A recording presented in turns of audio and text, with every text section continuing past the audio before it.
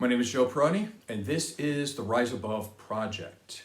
And today I want to talk about how will Donald Trump's policies affect prices and the economy? Because we've been told many times that there's a lot of people out there that don't necessarily like Donald Trump personally, but they feel that he was the best person to improve the economy and to help lower prices. So one of the first things we have to look at here is what's true and what's not. So how bad is the economy? So number one, employment is at record lows, and the stock market is at a record high, and it continues to hit highs all the time. Now, I'm recording this on Sunday. Thanksgiving was Thursday. So as we're looking at the holiday season here, 80 million Americans have traveled during the holiday. So this is a brand new record. So understand that traveling during the holidays, it's a luxury. It's not a necessity. So what happens when we have a brand new record of people spending money with traveling? It doesn't really look to the thought that the economy sucks. Okay, that's number one. Also, which I thought this was interesting, Taylor Swift fans are flying to Europe to get tickets for her shows. Now, one of the reasons for that is because all the tickets in the United States are sold out. And keep in mind, a lot of these tickets are like thousands of dollars. And so they're willing to spend that much more to travel all the way to Europe to be able to do that, get a hotel room, do all the expense there, and then still have enough money to get a ticket. Does this look like that there's a big recession in the United States? Is the economy that bad? A few weeks ago, you could have came to Las Vegas to see the Formula One races. The problem with that is that if you want to get a room on the Strip, it's going to cost you $10,000 a night. Now, who could afford that? Well, it seems like many people, because the rooms were sold out. So it's hard to make a case to say that the economy is that bad and people don't have money in their pocket. Also, if you want to come to Las Vegas, in the last few years, you used to be able to go to a casino and park your car for free. Now it costs between $40 to $60 just to park your car. Think about this. If you're a casino owner and everybody is strapped for money, right, and you're looking to bring people in, would you start charging them $40 to $60 just to park? No. And what's happening? Try to go to a casino in Las Vegas. It's hard to get a parking space because everybody is willing to pay that extra $40 to $60. And so there's not any problem there. Expect those prices to go up too because there's too many people with too much money chasing too few goods and services, which is what inflation is. Let's take a look at Black Friday. Again, there was a record high. It increased 10% over last year's record of an increase of 10%. So the corporations are making record profits. So does this all lead to that the economy sucks, just like we're hearing from Donald Trump and people on the news? No, it does not. But here's the thing. It doesn't mean that there's not stratification, where there's different groups, where the rich are doing really well, and then the poor are falling down and being more poor. That's true. But there's also policies that help put that in place. So let's start looking at some of these policies as we go down. But know right now that yes, prices are high, but people are able to pay them, so most likely they're going to go up. And there was inflation that was high, but right now it's in the twos. I think it's at 2.6 right now, which is actually a very good inflation rate. Keep in mind that a lot of Republicans, a lot of conservatives look at Ronald Reagan as their Lord and Savior. Now, if that's true, let's look back at during the Reagan years. During the Reagan years, the lowest that inflation ever was 4%, which is much higher than what it is now. So what's the difference? It's in the complaining of it, right? The more you're focusing on something, the bigger it's going to get. So why are prices high right now? One of the reasons is greedflation. And you don't have to get angry at me because I see your comments and stuff like that. And that's fine. But keep it in reality, okay? I'm just giving you the truth. You can look and see there's plenty of CEOs out there and they brag that when there's a little bit of inflation, or even a lot of inflation, what they do is they mark up their prices to the inflation point and then add more. And the reason why they can get away with this is because your average person is just going to blame the president. They're not going to blame the presidents of these companies, though. And so they can just put it on there and they can steal money from you and me, and they can laugh all the way to the bank because we're going to put in a new president who supposedly controls that. And he doesn't want to control that. So that the number one cause of prices being high is greedflation. Number two is the consolidation of businesses, basically monopolies. And so when you have less competition, it breeds price increases. So these two major things want to be tackled by Kamala Harris, but you didn't want to vote for that. So we can't complain about that. We have to do what is necessary now. So what does Trump think about greedflation? He doesn't care about it. It's not important. He doesn't talk about it. These are his friends and cronies doing that. And so he's part of that. So he's all for it. So don't think that greedflation is going to come to a halt at any time. Consolidation of businesses, he's all about that. He wants people to overtake other people. The bigger the corporation, the better. So let's not even talk about that as being as a way to solve the problem. Those are the two major problems or the two major fixes that we can deal with. But Donald Trump doesn't want to do that. And if you voted for him, you don't care about that. So let's move on to other things. What does Trump actually want to do? Well, he wants to lower taxes for corporations and millionaires. So if you're on the lower end, let's say you're middle class or you're in the poverty area, lower class, how does lowering taxes for millionaires help you? I'll give you the answer. It doesn't. That's the answer. Now, I love when you guys comment on my pages because it gives me a lot of enjoyment because it makes me laugh. Because half of you, or I would say almost 90% of you, comment to be angry, but you're not commenting on anything I'm saying, number one. And number two, you're literally getting angry at me for telling you what Trump's policies are. If you're that angry at me, well then why don't you be angry at Donald Trump and yourself for voting for things that are against your own best interest? So once again, lowering taxes for millionaires is not going to help you if you're struggling in this economy. This is exactly what Trump did last time. So the last time he was in office, the one big thing he did was he, again, lowered taxes for millionaires. Well, let's take a look at that because now we have a track record. So the cumulative inflation rate during Obama's last 3 years was 3.6%. Okay, remember that number. Obama, 3.6. The cumulative inflation rate for Donald Trump in his first 3 years of office was 6.3. So you're looking at it almost doubled. So inflation started to happen during Trump's administration. And I'm not talking about the pandemic. I'm talking about his first 3 years. So what starts to cause inflation in a slow way?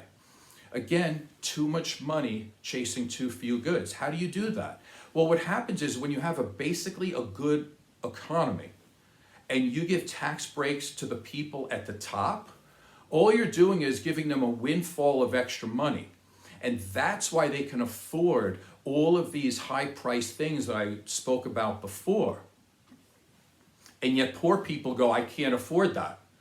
You know, and it's like, well, how is it that you're looking around and everybody's spending money hand over fist, having these great lives while you're sitting there in poverty?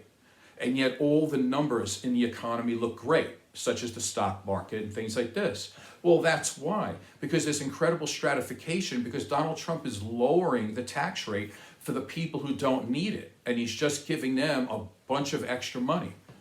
But it doesn't trickle down to you, and it won't. But thanks to you, you voted for it, and it's going to happen again, and it's going to happen even more. And when you when you lower the taxes on rich people, it's inflationary. Remember I said that. There's a good possibility that there's even more inflation. So what else does he want to do? He wants to deport cheap labor.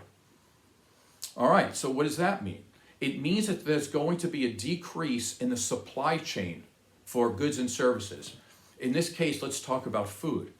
So food prices, okay, I heard it before that, okay, like you could hate Donald Trump maybe, but eggs are high, right? Grapes cost too much money. Well, if we have a supply and demand issue here, and what you're going to do is you're going to decrease the supply chain, you're literally doing exactly what happened during the pandemic, which caused the inflation in the first place. So what's going to happen is you're going to deport a bunch of people who are actually doing the work. And by the way, don't fool yourselves. Republicans love cheap labor. They love immigrants because they don't have to pay them even minimum wage. This whole thing about going after these immigrants is just something to rile you up, right? Because as long as you can get poor people to yell at each other, the rich people still go away smiling with handfuls of cash. So think about it. And by the way, it's not about the illegals, because he's going after legal immigrants. He's talking about going after anchor babies and denaturalizing citizens, okay? And the Haitian immigrants were 100% legal, and he kept talking about them, about deporting them.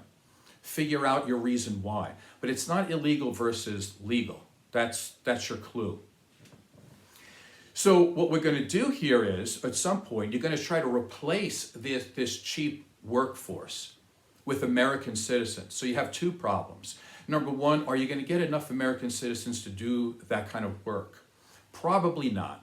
And so what does that do? It causes a decrease in the supply chain. What does that do? Increases inflation.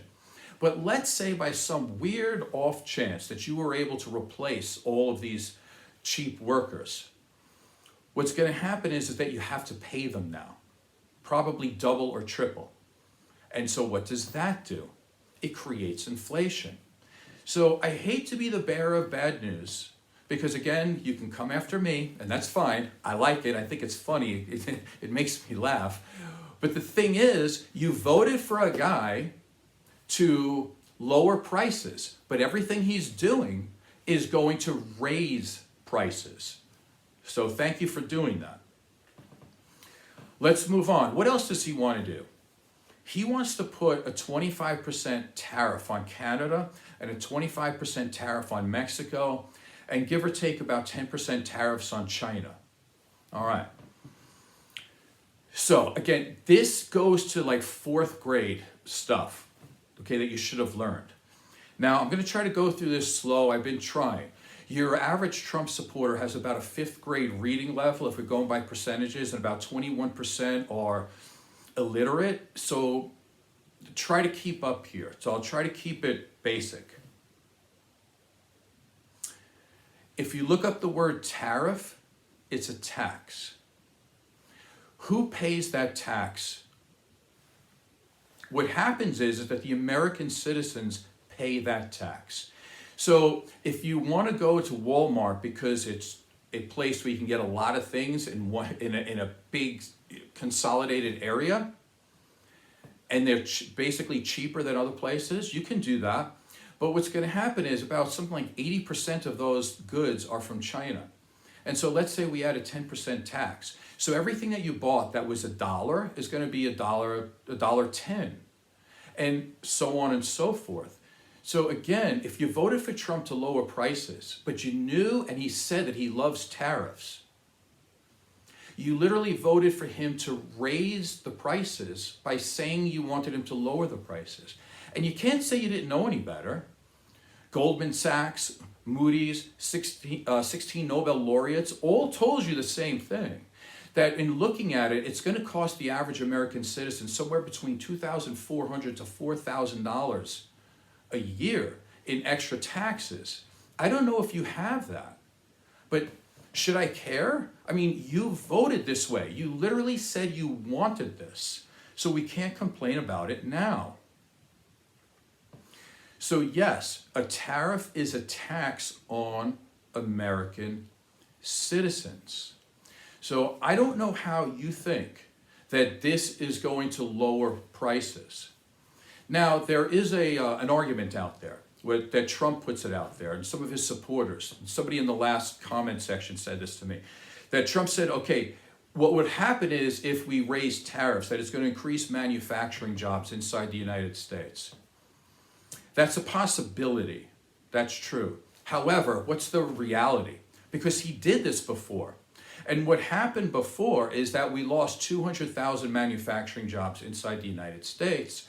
Joe Biden reversed a lot of that, not all of it, because there are tariffs on certain goods. But what happened under Joe Biden? We increased manufacturing jobs by 800,000. So that's basically a net gain of 1 million jobs. So if your argument is that this is going to help manufacturing jobs in the United States, there's a word for that. Yeah, it's called you're wrong. That's the answer, because it's been tried and it was found not to work. So let's do a quick synopsis here. Many people voted for Donald Trump to lower prices and to help the economy. Number one, the economy is doing really well for a lot of people, but not for everybody. So then you have to ask, how is he going to help the economy for the lower class? Well, he's going to do that by giving rich people more money. Now, I understand a lot of Trump supporters with the 5th grade type of education here. I get that. But do you understand how giving millionaires more money doesn't help the lower class?